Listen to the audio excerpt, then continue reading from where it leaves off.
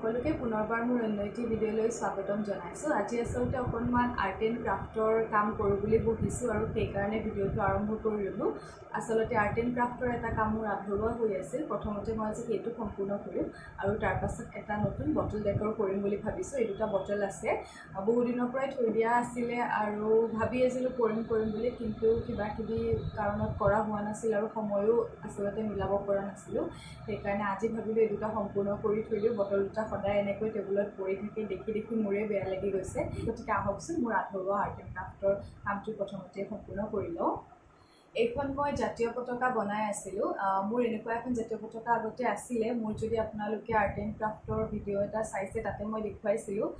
গতিকে আপোনালোকে যদি চোৱা নাই সেই ভিডিঅ'টো চাব। এখন মই কেনেকৈ কৰিছিলোঁ গোটেইখিনি মতে দিয়া আছে, আপোনালোকেও গম পাব। আচলতে কলেজত এটা আৰ্ট এণ্ড ক্ৰাফ্ট জমা দিবলগীয়া হৈছিলে আৰু তাৰ কাৰণে মই এইখন বনাইছিলোঁ, কিন্তু এইখন মোৰ সময়ত হৈ উঠিলে, সময় লাগে অকণমান বনাওঁতে। সেইকাৰণে মই মোৰ আগৰ যিখন আছিলে সেইখনে অকণমান ৰিন'ভেট কৰি দি দিলোঁ কলেজত, আৰু এইখন মোৰ আধৰুৱা হৈ থাকিলে। আৰু এতিয়া যিহেতু 15 আগষ্টও আহি আছে আৰু এইবাৰৰ থিমটোৱে হৈছে হৰ ঘৰ তিৰংগা, গতিকে মই মোৰ তিৰংগাখন কেনেকৈ এনেকৈ আধৰুৱা কৰি পেলাই থৈ দিওঁ। সেইকাৰণে এইখন আজি প্ৰথমতে কমপ্লিট কৰি ল'ম আৰু তাৰপাছত নতুন বটল ডেকৰটো কৰিম। গতিকে আহকচোন ভিডিঅ'টো আৰম্ভ কৰোঁ। আচলতে এই পতাকাখন মই বনাবলৈ বহুত দিন হ'ল আৰু এনেকৈ বহুত দিন পৰি থকাৰ বাবে অকণমান কিছুমান জেগাৰ চাউলবোৰ এৰাই গৈছে আৰু এতিয়া মই সেইখিনি প্ৰথমতে ফিল আপ কৰি ল'ম। আৰু এয়া মোৰ হাতত অৰেঞ্জ কালাৰৰ চাউল আছে। আৰু এই চাউলখিনি মই কেনেকৈ কালাৰ কৰিছোঁ এই বিষয়ে যদি আপোনালোকে জানিবলৈ বিচাৰে তেন্তে মোৰ চেনেলত এটা ভিডিঅ' দিয়াই আছে, সেইটো আপোনালোকে চাই ল'ব। আৰ্ট এণ্ড ক্ৰাফ্টৰ যিখন প্লে'লিষ্ট আছে তাতে ভিডিঅ'টো আছে, আপোনালোকে তাৰ পৰা চেক কৰি ল'ব।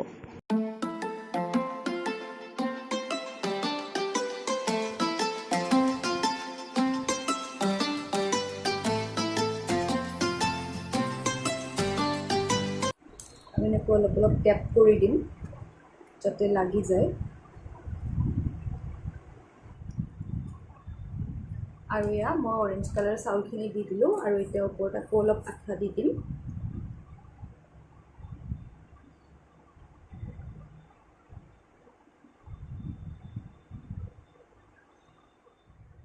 আৰু এইবাৰ একেদৰে মই গ্ৰীণ চাউলখিনিও লগাই ল'ম।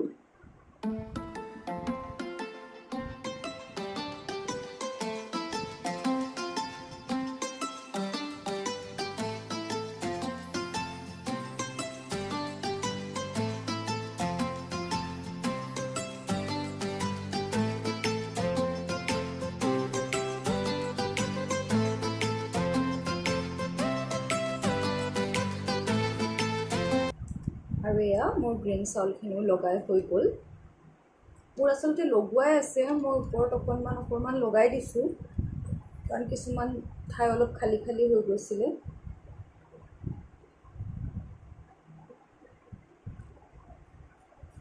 আৰু মোৰ গ্ৰীণ চাউলখিনি লগাই হৈ গ'ল। এতিয়া এইখন মই শুকাবলৈ দিম। আৰু মাজৰখিনিত মই কোনো ধৰণৰ চাউল ব্যৱহাৰ কৰা নাই। আপোনালোকে ইচ্ছা কৰিলে ইয়াতে বগা চাউল দিব পাৰে, কিন্তু মই দিয়া নাই কাৰণ গোটেইখন চাউল হ'লেও হয়তো বেয়া দেখিব। এতিয়া ইয়াতে এটা 3D এফেক্ট আহি আছে, সেইকাৰণে মই ইয়াতে মাজৰখিনিত চাউল ইউজ কৰা নাই। মই মাজৰখিনিত বগা ৰং কৰি দিছোঁ। আৰু এইটো মই বনাই থৈছোঁ 24 স্পাইক্স ইয়াতে দিছোঁ, আৰু এইটো মই এইখন শুকোৱাৰ পাছত ইয়াতে লগাই দিম। আৰু এইখন যিহেতু মই আগতেই বনাইছিলোঁ, আচলতে কলেজত জমা দিম বুলি বনাইছিলোঁ, সেইকাৰণে মোৰ লাঠিডালো ইয়াতে লগোৱা আছে। আৰু লাঠিডালত মই ধৰিব পাৰিছেনে, লাঠিডালত মই মৰাপাতৰ যি সৰু মিহি ৰছীটো থাকে সেইটো মেৰিয়াই দিছোঁ। গতিকে এতিয়া মই এইখন শুকাবলৈ দিওঁ। আৰু মই জাতীয় পতাকাখন পুতি থ'বলৈ এইটো ব্যৱহাৰ কৰিম। এইবোৰ এনেই মিঠাই কিনিলে যে বাতিবোৰ পায়, তেনেকুৱা ধৰণৰ এটা বাতি মই ব্যৱহাৰ কৰিছোঁ। আৰু বাতিটোৰ ছাইডত ইয়াতে মই আইচক্ৰীম ষ্টিক আছিলে, সেয়া মই দুভাগ কৰি ইয়াতে লগাই দিছোঁ আৰু দুটা কালাৰ কৰি দিছোঁ, ৰঙা হালধীয়া এনেকৈ। আৰু মই ইয়াৰে ভিতৰত মাটি দিছোঁ। মোৰ শিল থাকিলে আপোনালোকে শিল দিব পাৰে, কাৰণ পতাকাখনৰ যিহেতু ওজন থাকিব, এইটো যদি খালী হয় তেতিয়াহ'লে ই ধৰি ৰাখিব নোৱাৰিব, আৰু সেইকাৰণে ইয়াতে অকণমান ওজন বস্তু হ'লে ভাল হয়। মোৰ হাতত শিল নাই বাবে মই এতিয়া মাটি ভৰাই ঢাকনিখন মাৰি ইয়াতে মই আঠা লগাই দিছোঁ, আৰু এইটো শুকাই গ'লে ফিক্স হৈ যাব, ওলাই নাযায় আৰু। আৰু ইয়াতে মই এইখন এনেকৈ কাটি থৈছোঁ। ইয়াৰ ভিতৰত মই জাতীয় পতাকাৰ লাঠিটো সোমোৱাই এইখন ব্লক কৰি দিম ধুনীয়াকৈ। আৰু মোৰ জাতীয় পতাকাখন শুকাই মানে মই এতিয়া এইটো বটল ডেকৰ কৰি লওঁ। এইটো এটা বটল আছে আৰু দুটা বটল আছে মোৰ হাতত। এই দুটাতে মই একেধৰণেৰে কৰিম আৰু আজি একদম চিম্পলভাৱে কৰিম, একো বিশেষ নকৰোঁ।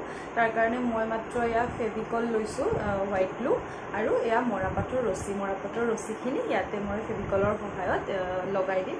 সেয়াই জাষ্ট চিম্পল, কিন্তু বহুত ধুনীয়া হয় দেখিবলৈ। গতিকে আহকচোন আজিৰ বটল ডেকৰটো কৰি লওঁ। প্ৰথমতে সৰু বটলটোৰ পৰা আৰম্ভ কৰিছোঁ। মই ইয়াতে এনেকৈ বটলটোত ফেভিকলটো লগাই ল'ম।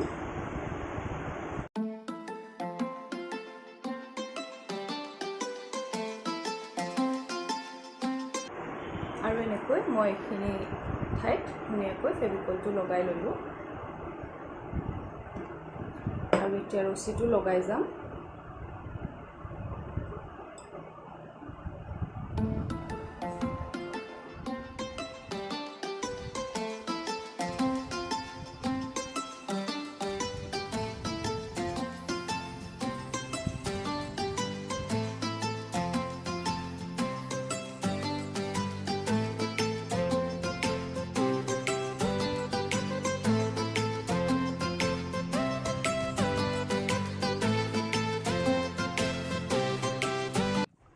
এয়া চাওক কিমান সহজ। মই বটলটো ঘূৰাই ঘূৰাই গৈ আছোঁ মাথো, মাজে মাজে অকণমান এনেকৈ ঠেকি দিছোঁ যাতে বেছি ফাঁক ৰৈ নাযায়।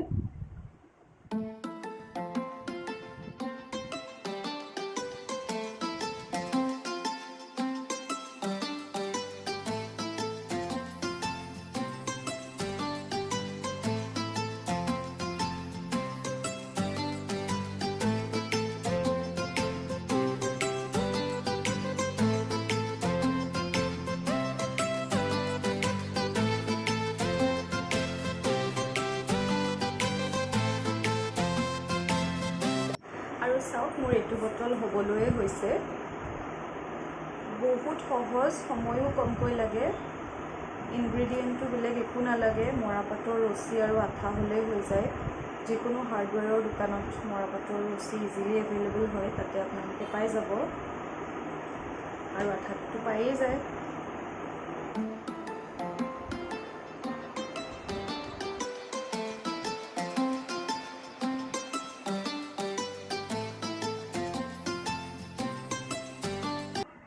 মই এনেকৈ ঠেকি ঠেকি দিছোঁ, নহ'লে পিছত ফাঁক থাকিলে বেয়া দেখিব। সেইবাবে মই যিমানখিনি পাৰোঁ ৰছীবোৰ লগাই এনেকৈ ঠেকি ঠেকি দিছোঁ।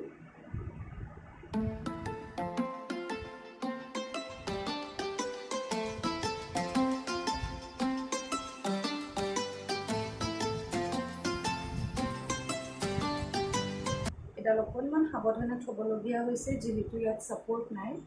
আৰু এডাল কাটি দিলোঁ মই।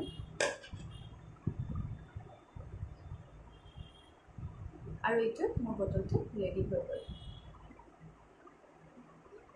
মোৰ জাতীয় পতাকাখন এতিয়াও ভালদৰে শুকাই উঠা নাই, সেইকাৰণে মই এই বটলটো এতিয়া কৰি লওঁ।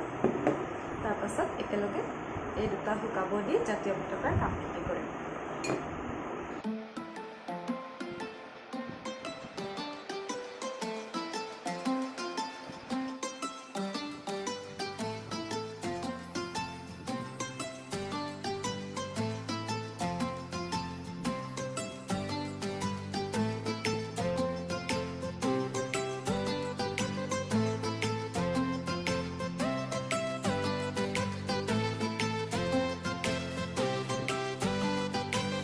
আৰু এয়া চাওক মোৰ দুটা বটলে কমপ্লিট হৈ গ'ল। এইটো সৰুটো আৰু এইটো ডাঙৰটো। এইটো অকণমান শুকাবলৈ বাকী আছে, এইটো অলমষ্ট শুকাই গৈছে আৰু এইটো এতিয়া ইউজ কৰিব পৰা হৈ গৈছে। কিন্তু তাৰ আগতে এতিয়া জাতীয় পতাকাখনৰ কামখিনি সম্পূৰ্ণ কৰি লওঁ। জাতীয় পতাকাখনো প্ৰায় শুকাই উঠিছে আৰু এইখন মোৰ পতাকাখন শুকাই উঠিছে। অকণমান কিছু ঠাইত শুকাবলৈ বাকী আছে, এইখিনি লাহে লাহে শুকাই থাকিব। আৰু এতিয়া মই অশোক চক্ৰটো লগাই লওঁ। মই চক্ৰটোৰ পিছফালে এখন ডাঠ কাগজ লগাই দিছোঁ আৰু এতিয়া মই আঠাৰ সহায়ত ইয়াতে এখন এনেকৈ লগাই দিম।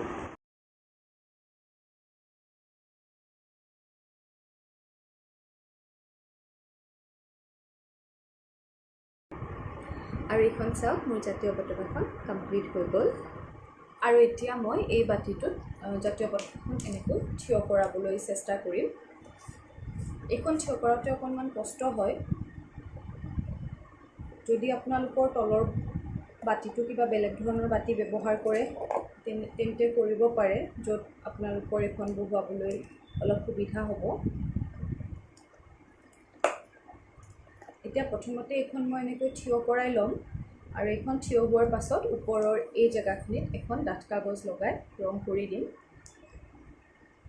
এতিয়া মই পতাকাখন এনেকৈ খুব সাৱধানে ফেভিকল আৰু কিছুমান টিচুৰ সহায়ত থিয় কৰাই দিবলৈ চেষ্টা কৰিছোঁ। এতিয়াও এৰিব পৰা হোৱা নাই, যিহেতু পতাকাখনৰ ওজন আছে। কিছু সময় এনেকৈ মই ছাপৰ্ট দি থৈ দিব লাগিব। তাৰপাছত যেতিয়া আঠাটো শুকাব তেতিয়া ইয়াতে এনেকৈ থিয় হৈ থাকিব পৰা হ'ব নিজে। গতিকে এতিয়া মই আঠাটো শুকোৱালৈকে ৰখিব লাগিব। আৰু এইখন চাওক, মোৰ জাতীয় পতাকাখন ৰেডি হৈ গৈছে। মই ইয়াতে কিবা কিবি কৰি এনেকৈ এখন থিয় কৰাই দিছোঁ। বহুত সময় লাগিলে থিয় কৰাতে, শেষত ইয়াতে ভিতৰত শিলগুটি কেইটামান ভৰাই মই এনেকৈ থিয় কৰাই দিলোঁ, অলপ আঠা দি পেলাই। এতিয়াও ভালদৰে শুকাই উঠা নাই আৰু দেৰি লাগিব শুকাবলৈ, কিন্তু যিমানেই শুকাব সিমানেই ই নিজে আৰু ভালকৈ থিয় হৈ থাকিব পৰা হ'ব। আৰু মই ভাবিছিলোঁ ইয়াতে মই কিবা ডাঠ কাগজ লগাই ডিজাইন কৰি দিম, কিন্তু এতিয়া মন যোৱা নাই। সেইকাৰণে এইখিনি মই চিম্পলি ৰং এটাকে কৰি থৈ দিওঁ বুলি ভাবিছোঁ। ইয়াতে যিহেতু আগতে মই ব্ৰাউন কালাৰ কৰিছিলোঁ, সেইকাৰণে মই এতিয়া ব্ৰাউন কালাৰেই কৰি দিম বুলি ভাবিছোঁ। ওপৰত মই অকণমান কাগজ লগাই দিছিলোঁ যাতে মোৰ ফাঁকখিনি নেদেখা হৈ যায়। আৰু এতিয়া মই সেই গোটেইখিনি কভাৰ হোৱাকৈ ব্ৰাউন কালাৰ কৰি দিম।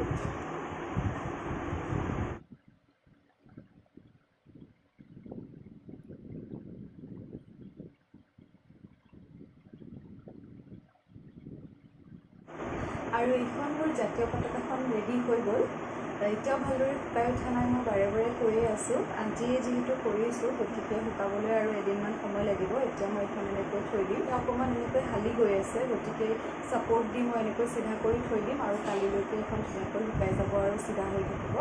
আৰু লগতে মোৰ এই বটল ডেকৰ কেইটাও ৰেডি হৈ গৈছে। ইয়াতে মই এনেকৈ মানি প্লাণ্ট এজোপা ৰুই দিছোঁ আৰু এইটোত মই বৰ্তমানলৈকে একো দিয়া নাই।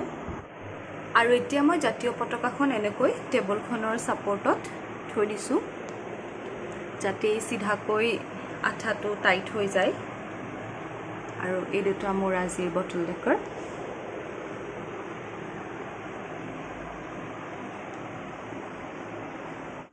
আৰু এনেকৈয়ে মই মোৰ বটল দুটা সজাই তুলিলোঁ, লগতে মই মোৰ জাতীয় পতাকাখনো সম্পূৰ্ণ কৰি তুলিলোঁ। এইবাৰ যিহেতু ভাৰতবৰ্ষই ৭৫ সংখ্যক ভাৰতৰ স্বাধীনতা দিৱস উদযাপন কৰি আছে আৰু এইবাৰ থিম হিচাপে ৰখা হৈছে হৰ ঘৰ তিৰংগা। গতিকে এতিয়া মেৰে ঘৰ ভি তিৰংগা, আৰু মোৰ তিৰংগাখন মই নিজে বনোৱা, গতিকে তাতকৈ আৰু ভাল লগা কথা কি হ'ব পাৰে। আৰু আপোনালোকেও যদি এনেকৈ জাতীয় পতাকাখন ঘৰতে বনাব বিচাৰে তেনেহ'লে মোৰ ভিডিঅ'টো চাই বনাই ল'ব। আৰু ইয়াৰ লগতে মই প্ৰতিজন ভাৰতীয়লৈ মোৰ তৰফৰ পৰা ভাৰতৰ ৭৫ সংখ্যক স্বাধীনতা দিৱসৰ আন্তৰিক শুভকামনা জনাইছোঁ। লগতে প্ৰতিজন শ্বহীদলৈ মোৰ সশ্ৰদ্ধ প্ৰণিপাত, আৰু বৰ্তমানেও দেশৰ সেৱাত ব্ৰতী হৈ থকা প্ৰতিজন সেনা জোৱানলৈ মোৰ চেলিউট। আৰু এইটোৱে আছিল মোৰ আজিৰ ভিডিঅ'টো। আশা কৰোঁ আপোনালোকে চাই ভাল পালে, আৰু যদি ভাল পালে তেন্তে নিশ্চয়কৈ লাইক এটা কৰিব, লগতে আপোনালোকৰ বন্ধু মহলৰ লগত শ্বেয়াৰ কৰিব। আৰু যিসকলে প্ৰথমবাৰৰ বাবে মোৰ চেনেললৈ আহিছে তেওঁলোকে যে মোৰ চেনেলটো ছাবস্ক্ৰাইব কৰি দিয়ে। আজিলৈ আহিছোঁ আকৌ এটি নতুন ভিডিঅ'ৰে। সোনকালে আপোনালোকক লগ পাম, তেতিয়ালৈ সকলোৱে ভালে থাকিব। জয় হিন্দ, ভাৰত মাতা জয়।